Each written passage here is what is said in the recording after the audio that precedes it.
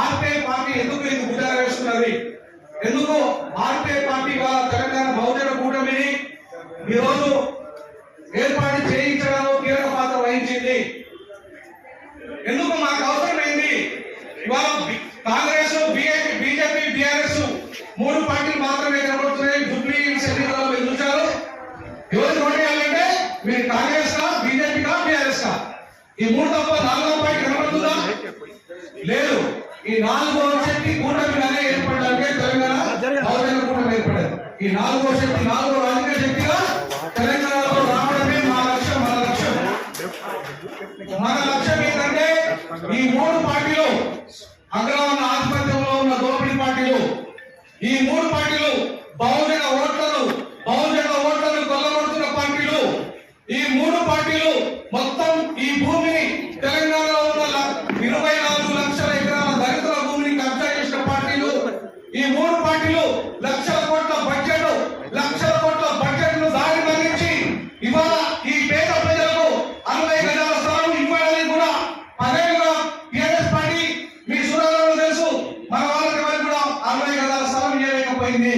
కానీ అదే పార్టీ ధరణి పేరు మీద లక్షల ఎకరాల భూములు ఇవాళ కబ్జా చేసి, పేదల భూములు కబ్జా చేసి లక్షల కోట్లు సంపాదించిన చరిత్ర టీఆర్ఎస్.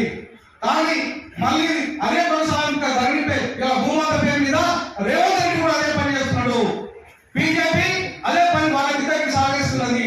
అంటే ఈ మూడు పార్టీలు కూడా బహుజన ద్రోహ పార్టీలే, మన వ్యతిరేక పార్టీలే, మనల్ని రాజకీయ అధికారానికి దూరంగా పెట్టిన పార్టీలే.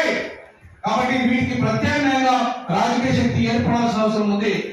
అందుకు అగ్రవర్ణాల పేదల్లో కూడా అగ్రవర్ణాల నుండి సామాజిక తెలంగాణ కోరుకుంటున్న మన దిలీప్ గారు కూడా వచ్చారు. ఈ సందర్భంగా వారికి కూడా ధన్యవాదాలు తెలియజేస్తా ఉన్నాను.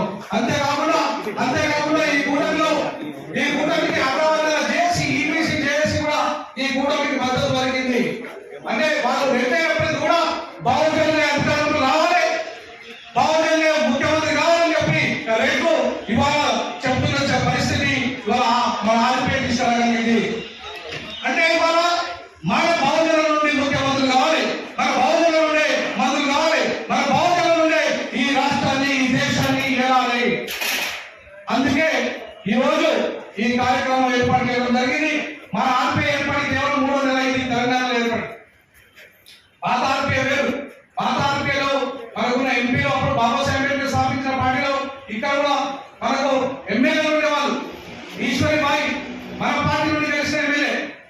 ఇక్కడ చాలా మంది ఆంధ్ర నుండి గెలిచారు. ఆంధ్రప్రదేశ్ నుండి దాదాపుగా 6 ఎమ్మెల్యేలు అప్పుడు ఆ కాలంలోనే, బాబాసాహెబ్ అంబేద్కర్ కాలంలోనే, ఆయన స్థాపించిన పార్టీ 70లోనే మనకు ఇక్కడ ఎమ్మెల్యేలు కావడం జరిగింది, ఎంపీలు కావడం జరిగింది. కాబట్టి ఇవాళ మళ్ళీ తిరిగి అప్పటి బాబాసాహెబ్ అంబేద్కర్ స్థాపించిన ఆర్పీఐ పార్టీ ఎట్లయితే మన సమాజాన్ని, బహుజన సమాజాన్ని చైతన్యం చేసి పార్లమెంట్ వ్యతిరేకించిందో, అసెంబ్లీ వ్యతిరేకించిందో, అట్లా ఇప్పుడు ఆర్పీఐ కూడా అసెంబ్లీ, పార్లమెంట్ వ్యతిరేకించడం. అలాగే రానున్న లోకల్ పార్టీ ఎన్నికల్లో మీరు ముఖ్యంగా మహిళలకు 50% సీట్లు రిజర్వ్ అయినాయి. 50% సీట్లు రిజర్వ్ అయినాయి. రేపు నెక్స్ట్ కావేరీ గారి నాయకత్వంలో ఇక్కడే మహిళా సదస్సు జరుగుతుంది. ఓన్లీ మహిళలు ఉంటారు. వేదిక మీద పురుషులు ఎవరు ఉన్నారు?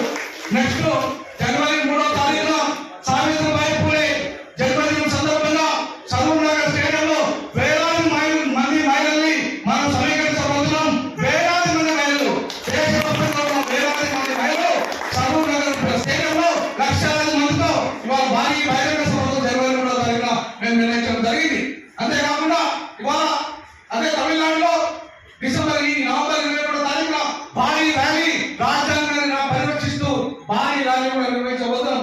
సార్ నాయకత్వంలో జంతర్ మంతర్లో ఢిల్లీలో ఒక పెద్ద లక్షలాది మందితో జంతర్ మంతర్ ఢిల్లీలో ఆర్పీఐ ఆధ్వర్యంలో పెద్ద భారీ కార్యక్రమం.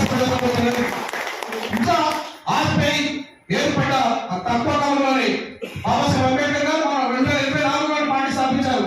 ఆధార్ పార్టీ ఎప్పుడైతే స్థాపించబడదో మా ఆర్పీఐ కూడా సహాయకత్వంలో విలువైంది. మళ్ళీ సో 2024లో ఇవాళ స్థాపించిన ఈ పార్టీ దేశవ్యాప్తంగా 16 రాష్ట్రాలలో కంపెనీలు పడ్డాయి. తెలంగాణలో ఇవాళ 13 జిల్లాల్లో కంపెనీలు పడ్డాయి, బుద్ధిస్ట్ కంపెనీలు పడ్డాయి, ఇవాళ ముస్లిం కంపెనీలు పడ్డాయి. అంతేకాకుండా 13 జిల్లా కంపెనీలు, రాష్ట్ర కంపెనీ, ఇంకా మన ఈ జిహెచ్ఎంసీ కంపెనీ